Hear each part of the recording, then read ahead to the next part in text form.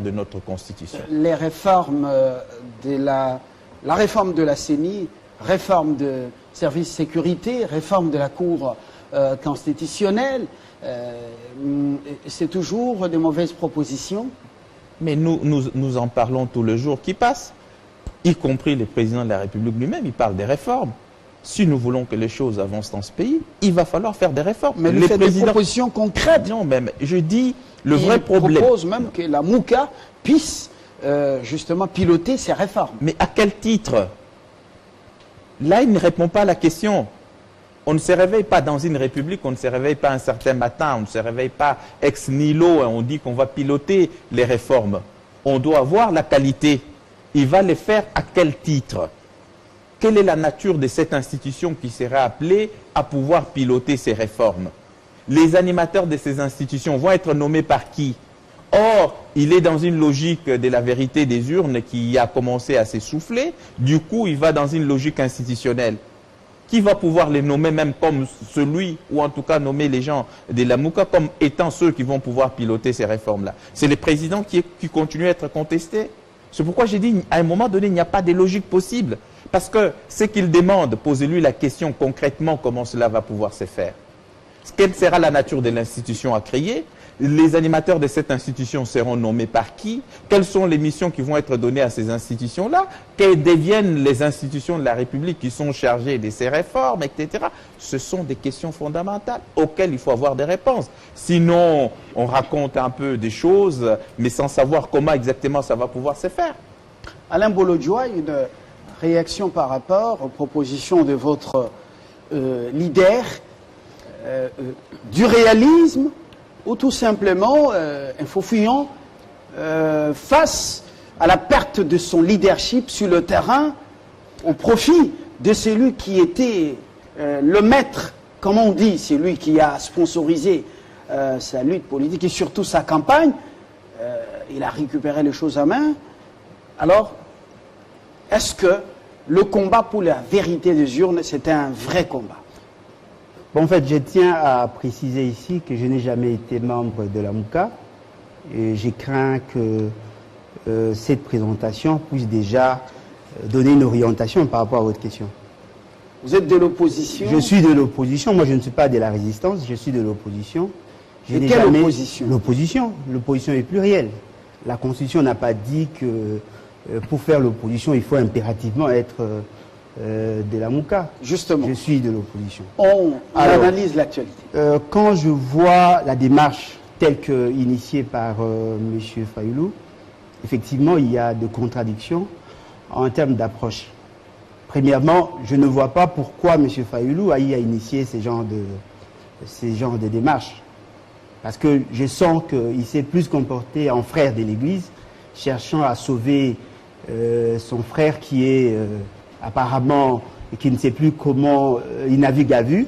Et voilà pourquoi il fait ces genres de propositions. Parce qu'en réalité, nous n'avons pas besoin de donner des béquilles à ces régimes que je qualifie d'impotents par le simple fait qu'ils ont fait leur choix d'aller dans le sens contraire.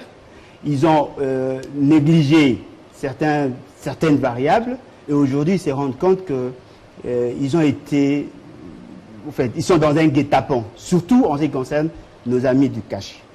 Tout le monde a fustigé, effectivement, que les élections n'ont pas été bien organisées.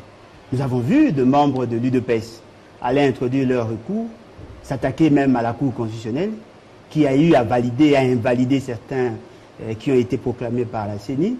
Tout le monde a eu à fustiger l'attitude de la CENI au regard de ce qui s'est passé en termes de l'organisation des élections. Et je sens que les recours ont été plus dans le sens de ceux qui sont au pouvoir que ceux qui sont aujourd'hui dans l'opposition. Alors la proposition selon laquelle la MOUCA devra piloter les réformes, d'abord de la Cour constitutionnelle, de la Commission électorale nationale indépendante et d'autres services de renseignement et de sécurité, y compris les forces armées de la République. Comment vous trouvez ces propositions? Bon, moi, personnellement, comme je l'ai dit, je n'adhère pas à cette vision, d'autant plus que c'est donner plein pouvoir à cette organisation qui va pratiquement mettre de côté la Constitution. Quelle organisation? C'est cette structure qui propose que l'on mette sur pied pour initier ces genres de réformes. Ça, c'est déjà refonder l'État. Je ne suis pas d'accord. Mais ce qui est vrai, par rapport à la vérité des yeux, apparemment, nos frères du cash semblent oublier le pourquoi des élections dans ces pays. Nous avons eu à réfléchir longuement sur le mode de dévolution du pouvoir. Est-ce que vous avez lu la note de Fayulu Martin? Effectivement. Alors, si vous l'avez lu, sincèrement, il fait une autre proposition, 18 mois de transition avec FCC Cash qui dirige, en attendant l'organisation des élections générales. Nous intervenons sur ce sujet au lieu de revenir à la vérité des urnes ou de... Non, le problème, c'est que l'initiative tire sa substance de cette réalité-là. Monsieur Fayulu étant l'élu du 30 décembre 2018, il exige à ce que la Constitution soit respectée sur ces grands principes qui est les élections. Fort malheureusement, c'est M. Kabila qui a été le distributeur des cartes.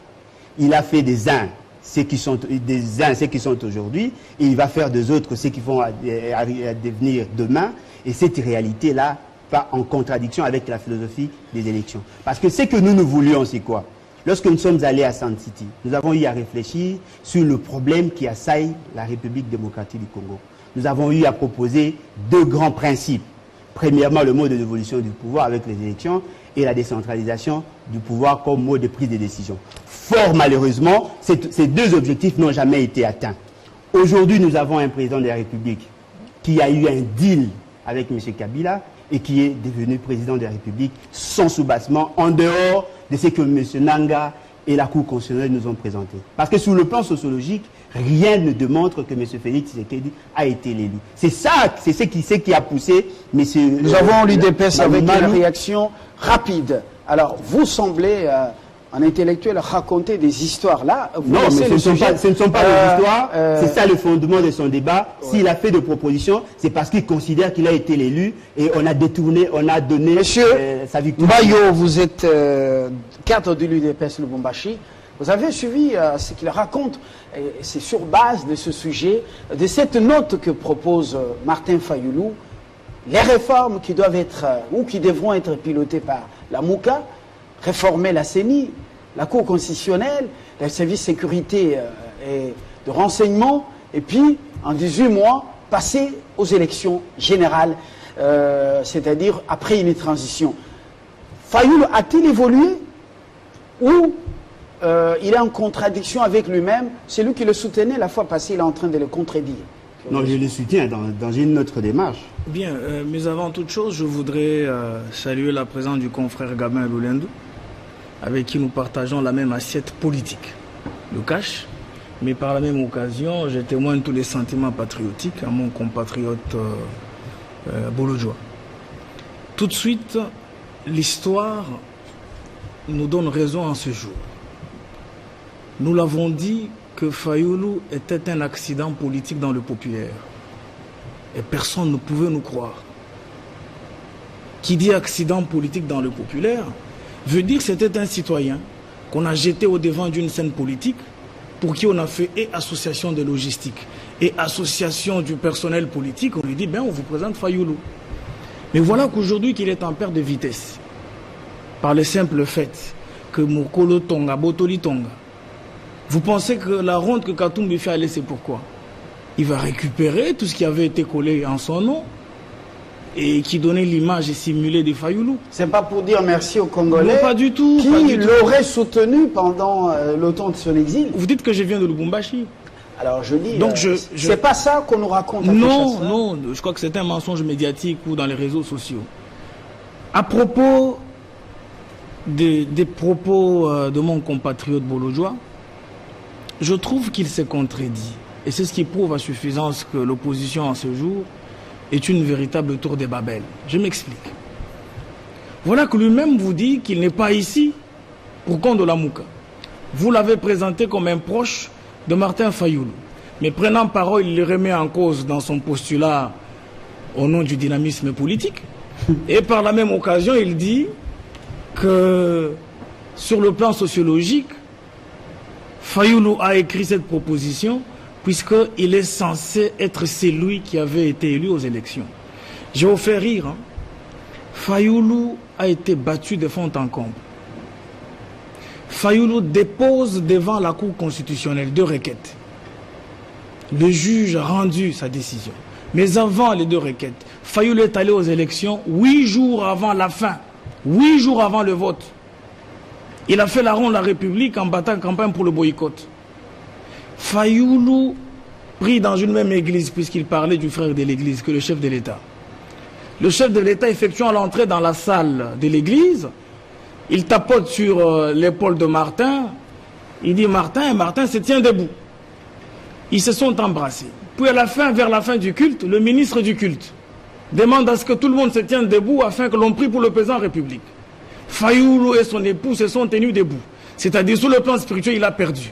Il va à la Cour africaine de droits de l'homme et de peuple. Là-bas, de nouveau, il pédale en l'air.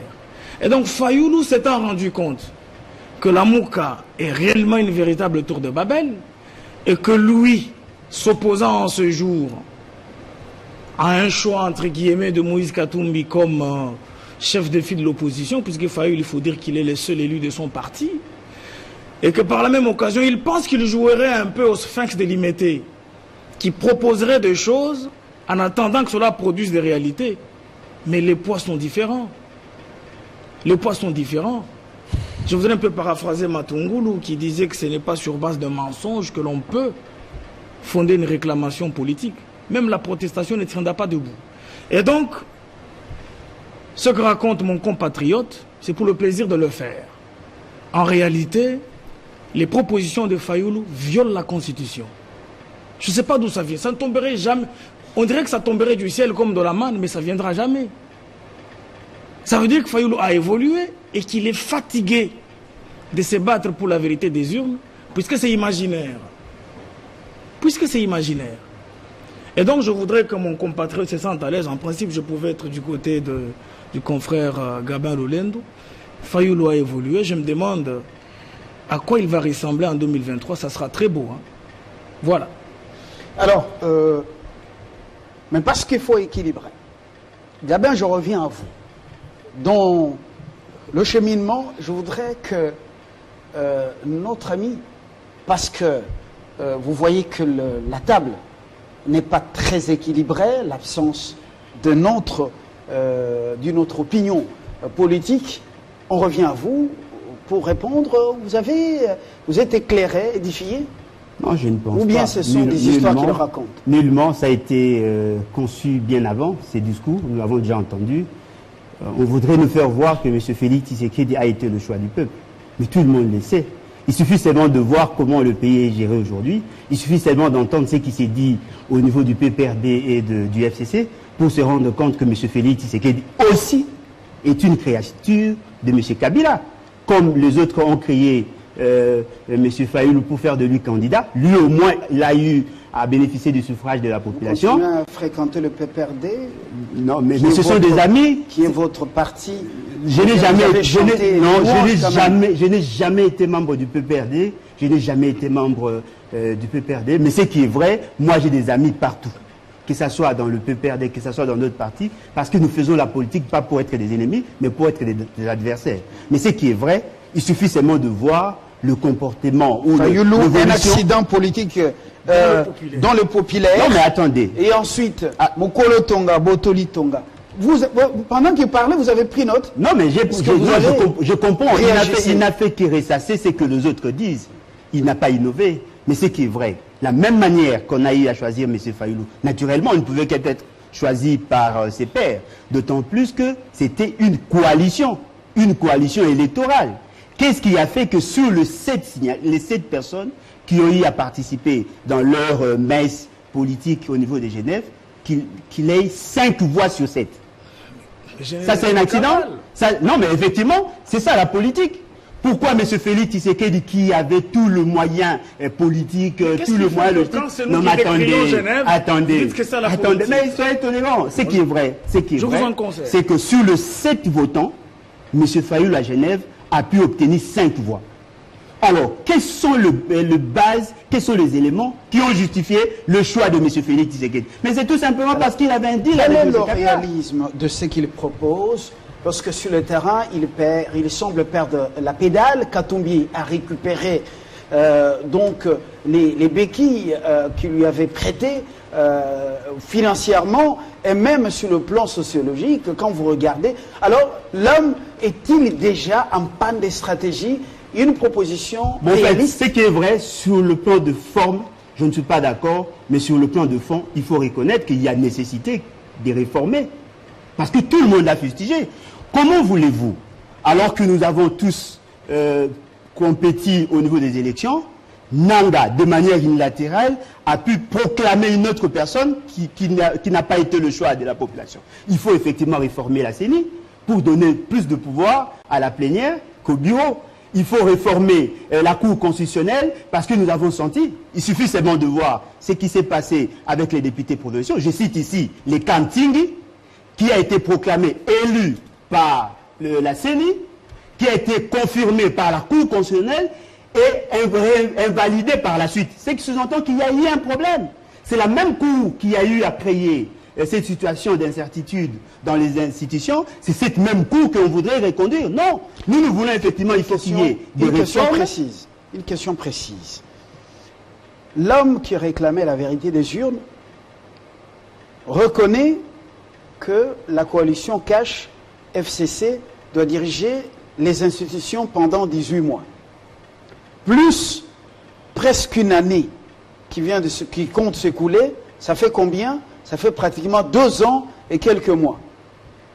Cela signifie que le président élu, entre guillemets, Martin Fayoulou, reconnaît la légitimité de ces institutions. Non, mais il y a des institutions de fait. Je n'ai pas terminé. Il y a des institutions de fait. Comment expliquer cet embrouillamini au niveau de ces acteurs politiques congolais? Bon, moi je voudrais nous rappeler sur un fait politique de taille qui nous a conduits aux élections.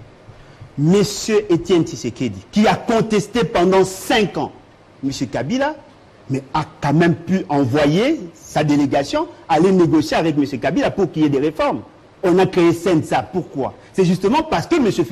Étienne Tshisekedi, qui avait contesté le pouvoir de M. Kabila, qui n'a jamais appelé M. Kabila président, à la fin de sa vie, il a eu à adhérer dans la vision du dialogue, et nous avons le Sensa qui est dirigé aujourd'hui par M.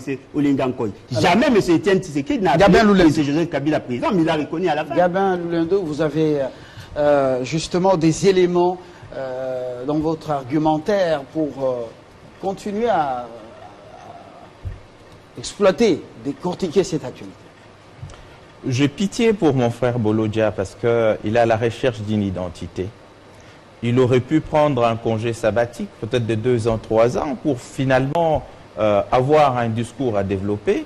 C'est ainsi qu'il est complètement perdu. Vous l'entendez parler, d'abord lors de la présentation, il est proche de Martin Fayoulou, mais quand vous suivez son argumentaire, oui, je ne suis pas d'accord avec lui sur le plan de la forme, peut-être sur le plan de fond. Mais si qui a fait la présentation? Ce n'est pas moi. C'est lui qui a la parole. Est-ce que je peux terminer? Qui a la parole? Vous êtes proche de Fayoulou, oui ou non? Non, mais effectivement, sur la question de vérité des urnes. Voilà. Mais je ne suis pas membre de son parti. D'accord. Là, il n'y a pas de confusion, maître. Est-ce que moi je dis que vous étiez membre de son parti? Oh, mais vous avez dit qu'on m'a présenté comme membre de la Mouka. Je vous dis, je ne suis pas membre de la Mouka. J'ai parlé de proche. Donc vous avez dit on peut continuer. Je disais que j'avais pitié pour Bolodia parce que longtemps membre de la majorité présidentielle, il avait besoin d'un congé sabbatique pour réfléchir sur les orientations politiques qu'il allait avoir. Malheureusement pour lui, au lieu de profiter de ces temps-là pour réfléchir par rapport à ce que devrait être sa pensée politique, il ne l'a pas fait. C'est ainsi que sur ce plateau, il s'embrouille, il va dans tous les sens. On ne sait pas, ceux qui nous suivent ne savent pas ce qu'il soutient en particulier. Oh. Je vais pouvoir relever un certain nombre de choses qu'il a dites. D'abord, il est toujours dans ce discours, tout le monde sait, moi je ne le sais pas. Vous mettez qui dans tout le monde sait? Vous les savez, maître. Ah, bon, mais voilà, tout le monde sait. Vous les savez. Ah, très bien. Voilà, ça c'est des choses des gens de la rue. Tout le monde sait, tout le monde sait. Lorsqu'on prétend avoir gagné une élection, on démontre qu'on a gagné une élection. l'incapacité à démontrer qu'on avait gagné l'élection devant la Cour constitutionnelle avec 2 requêtes montre que celui qui recherche même la vérité des urnes ne la connaît pas. Je ne peux pas être devant la Cour dire que j'ai gagné une élection et présenter 2 requêtes. Dans une requête, on a 11 millions de voix, dans l'autre, on a 8 millions de voix. Ça veut dire que celui qui recherche la vérité des urnes, lui-même ne connaît pas cette vérité. Sinon, ne serait-ce sur le plan de la forme, il irait avec une seule requête. 2 requêtes devant la Cour constitutionnelle. Contradictoire d'ailleurs. Deuxièmement, j'ai entendu des choses ici. Oui, la comparaison avec les Sensa, avec Étienne Tshisekedi Amulumba. Quand on fait de la résistance, on ne peut pas se retrouver dans les institutions. On conteste les institutions. On ne peut pas être dans les institutions qu'on est en train de contester. Ne comparez pas Étienne Tshisekedi Amulumba avec Martin Fayoulou. Je suis désolé, j'ai beaucoup de respect pour Martin Fayoulou. D'ailleurs, je les salue très gentiment là où il est. Mais seulement, j'ai dit, vous comparez 2 personnalités incomparables. Étienne Tshisekedi, lorsqu'il conteste les résultats, il a refusé d'introduire le recours devant la Cour constitutionnelle. Il l'a refusé. Celui qui a introduit le recours, c'était Vital Kamerhe, et comme il était lui-même candidat à une élection. Mais Étienne Tshisekedi, non seulement il a refusé d'introduire les recours devant des institutions qu'il contestait, mais deuxièmement, il a demandé à ces gens qui étaient élus de ne pas aller siéger au niveau de ces institutions. Ce que Martin Fayoulou n'a pas fait, il s'est fait remplacer par sa suppléante au niveau de l'Assemblée nationale. Encore que je ne sais pas ce qui se passe par rapport aux dividendes de l'Assemblée nationale, est-ce qu'en cachette il se partage ou pas? Point d'interrogation. Mais au moins, il a accepté avec les siens de participer aux institutions. Donc il ne s'inscrit même pas dans le cadre de la résistance. C'est une résistance verbale, mais dans les faits, il n'est même pas dans la résistance. Parce que quand on est dans la résistance, on ne peut pas participer aux institutions. C'est pourquoi j'ai dit ton discours n'a pas de logique, n'a pas de cohérence. Parce qu'on te suit aussi bien sur le plan de la forme que sur le plan du fond, on ne retient rien en réalité. Qu'est-ce que vous soutenez? Réforme, mais tout le monde en parle. Qui nie que dans ce pays, on a besoin des réformes? Mais ces réformes ne peuvent être opérées que par les institutions de la République. Si vous me dites qu'il y a une institution qui va opérer les réformes, quelle est la nature de cette institution? Ce pouvoir-là lui sont donnés par quelle institution ou par quelle loi de la République? Comment les choses vont se faire in concreto? Vous aurez du mal à répondre à ces questions-là. C'est pourquoi j'ai dit, ni le fond ni la forme, le raisonnement que vous développez ne tient pas. Parce que nous sommes tous conscients que ces pays ont besoin de réformes et ces réformes vont être amenées par les institutions de la République. Que vous puissiez me dire, mais vous voyez comment le président a du mal à gouverner. Mais c'est ça la démocratie. L'état de droit veut dire les règles qui ont été préétablies sont supérieures à la volonté d'un individu. Ce qui signifie qu'une fois que nous avons accepté les élections et qu'il y a une partie, ou en tout cas un parti, quand je dis une partie, c'est en termes pas un parti politique, mais une partie a gagné les élections, eh bien cette partie-là gouverne. Et comme nous avons mis en place ce qu'on appelle la coalition, il faut de temps en temps des discussions, des négociations pour trouver des compromis. Mais cela ne peut pas être interprété comme étant le fait de dire que non, le président de la République n'a pas gagné l'élection, ce serait Martin. Sinon, Martin au moins irait avec une seule requête, ce qui n'est pas le cas. Je pense que prenez un peu de temps pour réfléchir sur les orientations politiques que vous allez avoir. Merci. Parce que vous êtes complètement perdu sur ces plateaux. Les gens qui vous suivent ne savent pas ce que vous soutenez, à telle enseigne que finalement, c'est tout à fait désolant, quoi. Et voilà, on va plus prendre beaucoup de temps pour ce sujet parce qu'on a un second. Mais, Passy, nous revenons à vous. Honnêtement, dans ce que Fayoulou nous propose, Martin, est-ce qu'il n'y a pas quand même des éléments qui doivent être pris en compte, même si la transition ne pourra pas être réaliste? Faire confiance aussi à la Mouka, quelle que soit la mosaïque, voilà, dans le cadre des réformes amorcées au niveau de la CENI, de la Cour constitutionnelle et des services de renseignement et de sécurité. Bien, mais les réformes sont un domaine des propositions, des choses à réformer. C'est dire si nos amis de la Mouka, je ne sais pas si la Mouka finalement existe réellement, mais j'ai dit que pour moi la Mouka est une véritable tour de Babel. Ils ont difficile à se mettre ensemble, même proposer un cheminement d'une question institutionnelle à révisiter ou à réformer. Mais je voudrais préciser un élément. La politique congolaise en ce jour ressemble un peu à notre catch local, où quand vous recevez un coup, vous tombez, Et pour vous tenir debout, vous allez dans le coin du ring, vous secouez un peu les Nzingaombo, et puis par la suite, vous revenez vous donner un coup à l'autre. D'abord, en termes de marabout, le camp de la Mouka, ce sont les téléguidés de Glencore, de Soros et de Mo Ibrahim. Relativement à la politique de notre pays, vous pensez que quand ils se font inconditionner de ces gens, ils pourront proposer quelque chose de pur et de juste? Non. Lorsqu'on est dans une phase de changement, le changement, écoutez, c'est comme de l'eau. Hein. Vous refusez de boire, vous allez vous en laver. Et donc la proposition de Martin Fayoulou est douteuse. Elle manque de pureté. Pourquoi? Parce qu'on ne sait pas si l'idée venait sincèrement de lui. Même si ça pouvait être une idée sincère. Il faut savoir sur quel terrain l'idée tomberait ou la proposition tomberait. Vous venez d'une élection. Vous êtes à 9 mois d'une élection générale. Vous avez perdu aux élections à tous les niveaux. Vous, Martin Fayoulou et compagnie. Et puis par la suite, puisque on a été envoyé aux élections, Fayoulou a été envoyé aux élections, il n'est pas parti aux élections. Et donc il doit faire rapport aux marabouts qui l'ont soutenu d'une manière ou d'une autre. Voilà qu'il propose une histoire téméraire, moi je trouve que c'est de la témérité. Mais qui pourra prendre en compte? Pour paraphraser le confrère Gabin, nous avons d'abord des problèmes de réglage au niveau de la coalition. Derrière cette note de Martin Fayoulou, est-ce que la bande des Glencore, Mo Ibrahim, Soros, est-ce que cette bande n'est pas en train d'étirer les ficelles tout en croyant peut-être à l'évolution des choses en leur faveur? Mais tout à fait, je vous donne un exemple. Jeune Afrique a publié il y a de cela 60 jours.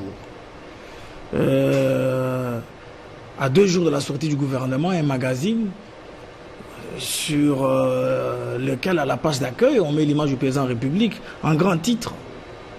Félix Tshisekedi ou RDC, un gouvernement ingouvernable. Et en bande rouge, en bas, il est précisé, nous vous signalons que ce magazine n'est pas à vendre, il est distribué gratuitement. Et le prix du magazine Jeune Afrique en RDC est de 6,5 $. Et s'ils en ont imprimé 1 million d'exemplaires. Vous vous imaginez un peu le topo des marabouts? Raison pour laquelle Martin Fayoulou, il doit écrire autrement son histoire politique. C'est connu, Jeune Afrique, bien en sens qu'il veut et aussi fait des faveurs ou des beaux yeux à qui il veut. On connaît que ce Jeune Afrique est toujours jeune dans ses approches. Tout à fait, ce n'est plus un secret. Même nous, des médias au Congo, on connaît la manière dont Jeune Afrique s'y prend. Petit élément. Le fait pour mon ami Bolodjoa de dire que comment est-ce possible que certains candidats députés de Cash, après cette élection générale, ont aussi eu l'occasion de pouvoir déposer des recours à la Cour constitutionnelle ou à des différentes cours d'appel.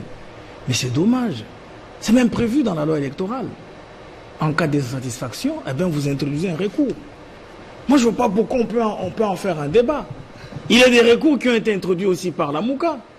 Il y a des recours qui ont eu des résultats positifs et les autres ont pédalé en l'air.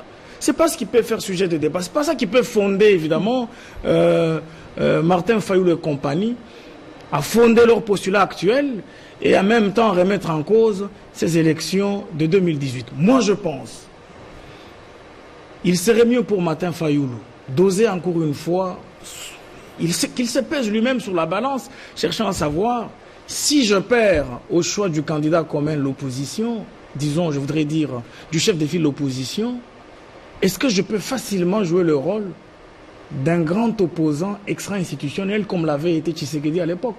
On ne peut pas comparer, je donne raison, confrère Gabin. Il n'y a pas de comparaison entre Fayoulou et Tshisekedi. Et voilà. On termine, du moins pour ce premier sujet, avec vous, Alain Bolodjoa. Vous avez des éléments de réponse à toutes ces affirmations quand même? Bon, en fait, je voudrais faire quand même deux réactions par rapport à ce qui s'est dit.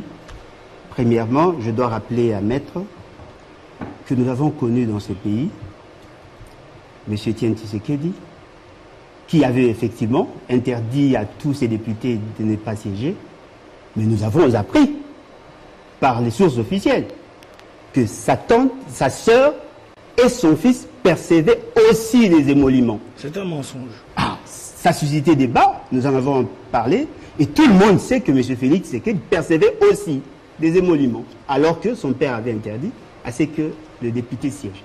Tous les députés qui ont siégé sont aujourd'hui dans l'UDPS. Pas tous, c'est un mensonge. La quasi-majorité.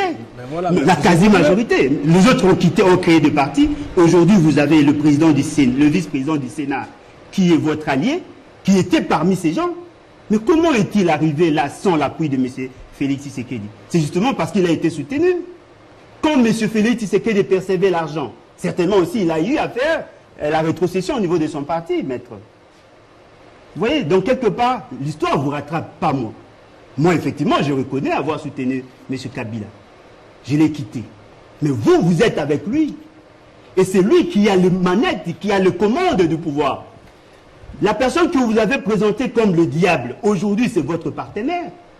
Non, il doit respecter. Écoutez, mais on s'est battu pour un état de droit. Mais on se retrouve devant un texte fondamental d'un pays qui est la Constitution. Nous nous trouvons obligés de pouvoir le respecter. On ne doit pas gouverner le pays tenant compte des caprices. Merci. Non, mais une majorité s'était déjà dégagée avant que vous créiez la majorité FCC. Merci, Passy. Mais nous, La majorité nous laissons FCC. Katumbi et Fayoulou dont il est proche faire la ronde de la République, alors que ça n'avait pas été possible hier. Non, c'est faux. C'est lui qui laisse. Mais écoute, C'est faux. mais C'est Fayoulou avait une bosse sur la figure. Gabin C'était réagit. à l'occasion de quoi? Merci, Passy. Merci, Alain. On termine avec Alain, plutôt Gabin. Gabin, vous avez une réaction rapide. J'ai dit, si j'étais à la place des Bolodja, j'aurais pris un congé sabbatique pour réfléchir. Vous l'avez Et déjà dit. chaque fois qu'il passe, il s'embourbe. Il fait du méli-mélo, il prend des exemples, etc. La cohabitation, tout comme la coalition, c'est une situation dans laquelle, dans une situation normale, plusieurs partis politiques peuvent se retrouver. Oui. Donc, Ce sont deux choix. attendez, je dis la cohabitation ou coalition, c'est une situation, même dans... C'est une situation dans laquelle plusieurs partis politiques peuvent se retrouver. Tout dépendant des forces en présence qui se dégagent lors d'une élection. Mais pourquoi vous avez quitté Kabila? Parce que ça fait 3 mois que vous êtes proche de Martin Fayoulou. Encore que, quand on regarde votre argumentaire, on ne voit même pas pourquoi vous êtes proche de Martin Fayoulou. Parce que vous avez tenté de dire, sur le plan de la forme, vous ne le soutenez pas. Même sur le plan du fond, vous êtes encore allé plus loin pour l'embourber. Et vous vous êtes même vous-même embourbé. Ici, la question est beaucoup plus simple. Donc, si vous avez quitté Kabila, c'est que vous avez des raisons de quitter Kabila. Et donc ces raisons-là, c'est sûrement peut-être des choses négatives, parce que si c'était des choses positives, vous seriez resté avec lui. Ou peut-être c'est une frustration. 2 hypothèses. Si c'est une frustration, il s'agit d'un intérêt tout à fait personnel, je ne sais pas te suivre. Ça, ce sont vos conclusions. J'ai pris 2 hypothèses. Nous allons passer au Ce sont second vos sujet. conclusions. Il faut poser cette question à M. Kamel. Vous ne me protégez pas, pourquoi? Gabin, Commencez d'abord à Gabin, poser vous terminez. cette question à M. Kamel. Il termine et on revient à vous, parce qu'on doit évoluer. Vous voyez qu'il est très agité. Donc, si c'est pour une situation tout à fait personnelle, vous êtes frustré parce que vous n'avez pas obtenu ces 6-là, ça, je n'entre pas dedans. Mais si c'est pour des raisons objectives et vous considérez que peut-être qu'il a versé dans les antivaleurs, encore que vous auriez pu les savoir tous ces temps que vous êtes resté avec lui, que ça soit seulement à la fin, c'est quand même bien étonnant. Très bien. Mais alors, la conséquence c'est quoi? C'est que si vous reconnaissez qu'il y a eu antivaleur, donc vous souhaiteriez qu'un président de la République qui a été élu, alors que les gens attendent du changement de lui, accepte la cohabitation. Ça signifierait, Monsieur le Président qui a été élu pour apporter les changements, va continuer à garder ses bras croisés, à regarder les autres gérer la République, et en 2023, on va lui demander de rendre compte.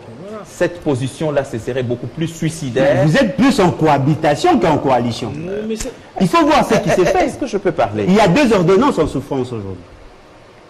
C'est quand même bien difficile de débattre avec vous parce que vous faites trop des méli-mélo. Maintenant, vous voulez m'amener à débattre sur les ordonnances alors qu'on parle de la cohabitation. Alors, non, mais c'est ça la gouvernance. On parle Attendez. ne parle pas de vous la demandez, on parle de la proposition je suis en train de chuter. de Fayoulou Martin. Ne faisons pas de l'amalgame. Vous chutez pour protégez-moi quand même. Sujet. Oui, protégez-moi quand même. Chutez.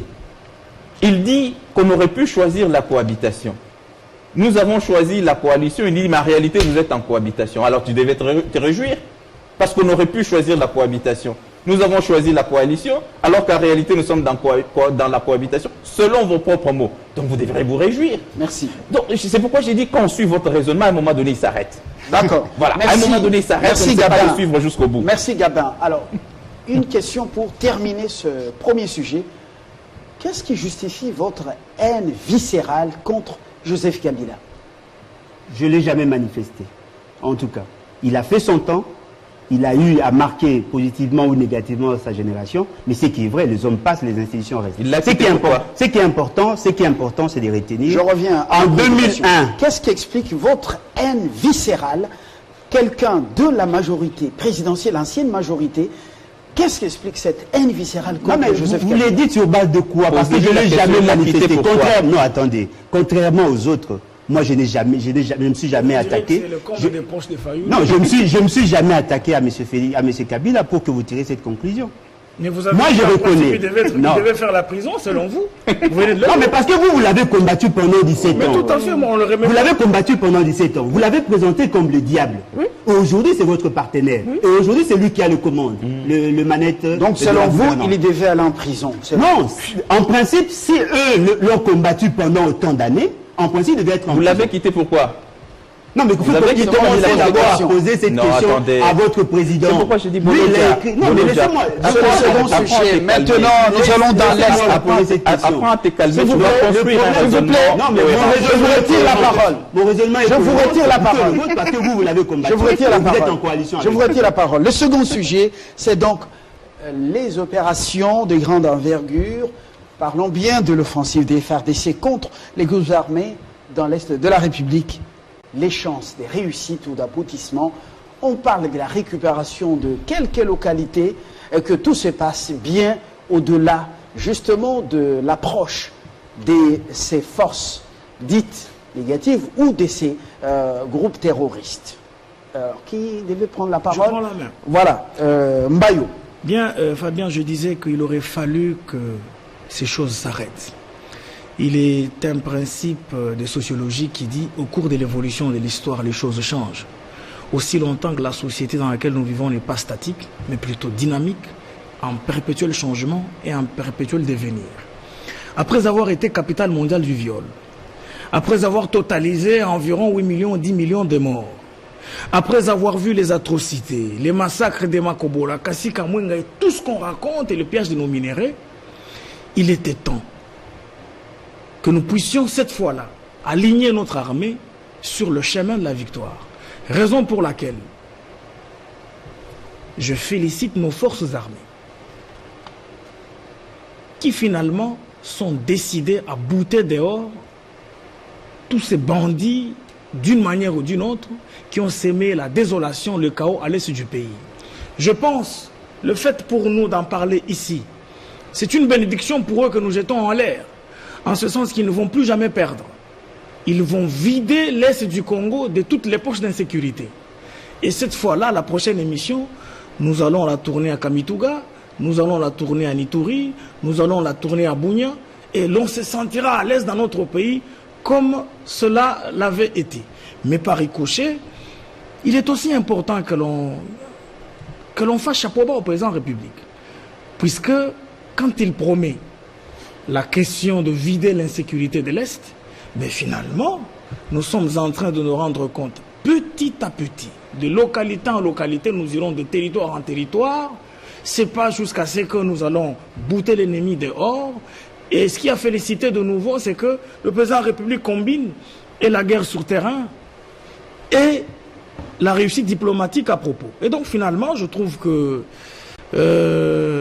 l'heure a changé et bon vent aux forces armées congolaises. Alors, Gabin Loulende, comment expliquer justement, après la réunion des chefs d'état-major général, je peux parler chefs d'état-major généraux des armées des 5 pays à Goma, l'option n'a pas été levée.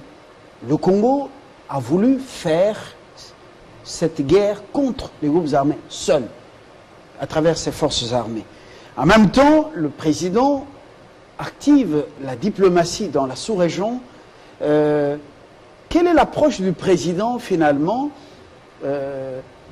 Savoir ce que les autres font sur son dos, ou bien il y a une sincérité dans le cadre des affaires, dans ce qu'il est en train de faire?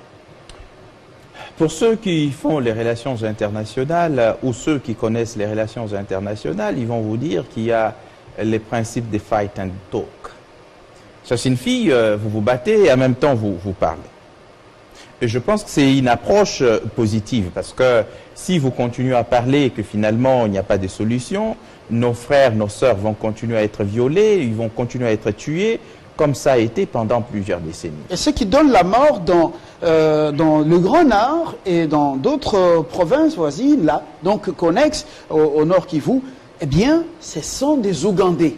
Et le président va en Ouganda demain pour un forum économique, mais pour parler plus coopération entre les deux pays. Alors, un grand message, c'est lequel? Non, mais c'est ce que je dis. D'abord, lorsque le président de la République a défini les principes directeurs de la politique étrangère du Congo, il a dit que les principes du bon voisinage devraient présider au choix politique à faire parce qu'effectivement, nous n'avons pas choisi ses voisins, nous devons en permanence parler avec ses voisins. Mais en même temps, il est bien conscient que la situation dans la partie orientale de notre pays, c'est une situation beaucoup plus complexe. C'est ainsi qu'il essaie autant que faire se peut à régler ce problème le plus rapidement possible. J'ai toujours rappelé ces 2 déclarations qui sont des déclarations fortes qu'il a faites. Je ne me sentirai pas vraiment président de la République si la paix ne revient pas sur la partie orientale de notre pays. Et la dernière en date, avant que l'Antonov, qui assurait sa logistique, ne puisse connaître des situations que nous avons tous déplorées, a dit « Je suis prêt à mourir pourvu que la paix revienne ». Le président fait ces déclarations, Gabin Loulendu. Pourtant, il sait que l'instabilité de la partie est du Congo, c'est une affaire qui a de longues origines. Avant même Mobutu, aux affaires, Mobutu a trouvé ça. Et puis, Mobutu a laissé le président Laurent Désiré Kabila. Il est venu avec les alliés, bien sûr, mais la situation date de longtemps. Joseph Kabila a trouvé la situation. Il l'a laissé. Et puis, Kengo, vous vous souvenez de l'arrivée des Interahamwe sur notre territoire. Donc, une grande hypocrisie internationale. Pourquoi le président doit prendre les risques de faire ces 2 déclarations quand même dangereuses pour lui? Mais il a été élu pour régler le problème des Congolais. Quand les gens sont tués sur leur territoire et que vous êtes les garants de l'intégrité territoriale, vous devez assurer d'une façon ou d'une autre la sécurité des personnes et de leurs biens. N'est pas agir, ce n'est pas comprendre pour quelle raison on a été élu. C'est pour cette raison qu'il est bien prêt à affronter ce problème qui dure dans notre pays pendant plusieurs décennies pour pouvoir trouver une solution. Et les résultats commencent à venir. C'est vrai qu'il y a quelques jours encore, les gens sont morts à Béni. Nous présentons les condoléances aux familles éplorées. Mais il est déterminé à régler le problème. Faisons confiance à notre... Vous avez vu à un moment donné avec Mbunza Mabé, avec le colonel Mamadou Ndala, comment les résultats commençaient à venir. Mais malheureusement, d'une façon ou d'une autre, ces gens ont trouvé la mort dans des situations, ou en tout cas des conditions qui restent encore à élucider.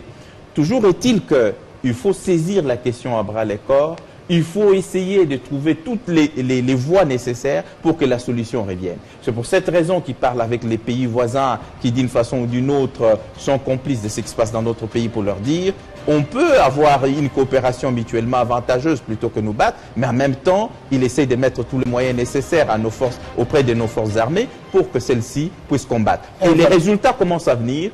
Soutenons le président de la République, soutenons son action, parce qu'effectivement, nous pensons que nos citoyens, nos compatriotes méritent de vivre en paix sur leur territoire. Et cela n'est que justice. Et voilà, on termine avec vous. En tant que Congolais, un motif quand même de fierté pour cette détermination des forces armées? Bon, c'est du déjà vu, du déjà entendu.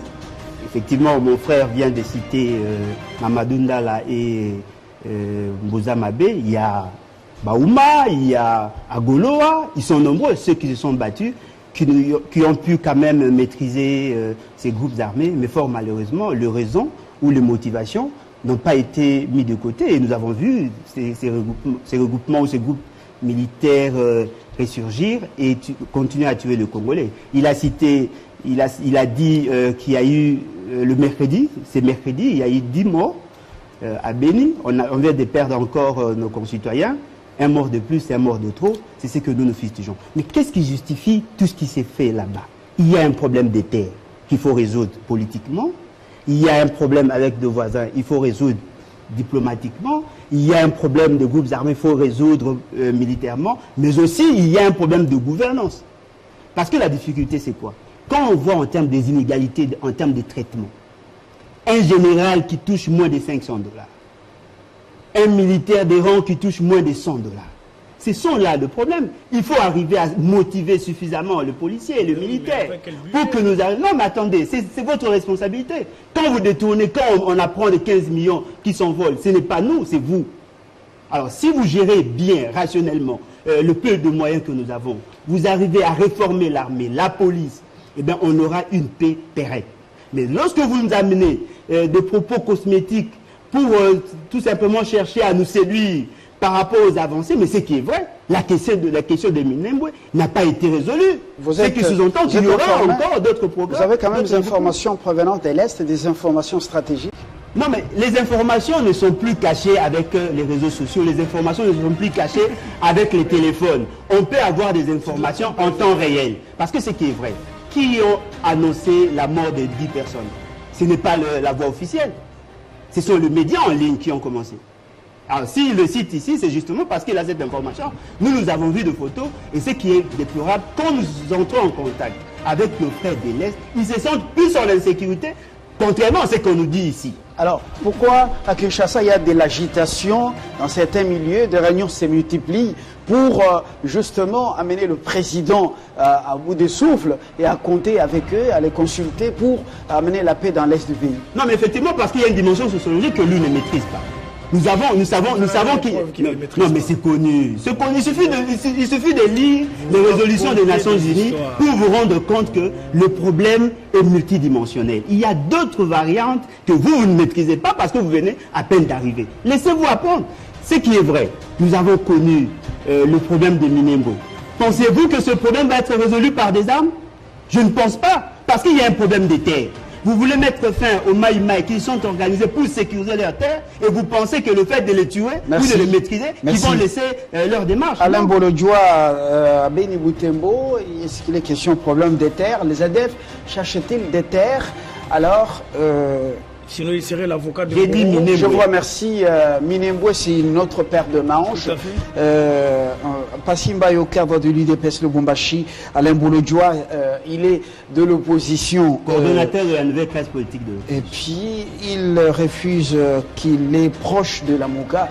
De loin ou de près de Fayoulou, c'est un peu difficile de le déterminer. Gabin Lulendo, porte-parole adjoint de l'UNC. Alors, il y a un qui nous a manqué pour justement amener un peu plus de saveur à ce débat. Mais vous avez compris, les contretemps. Voilà. C'était une voix pour équilibrer le débat. Bonsoir, nous continuons le débat. La République va donc aller encore beaucoup plus loin. En marche. Au revoir.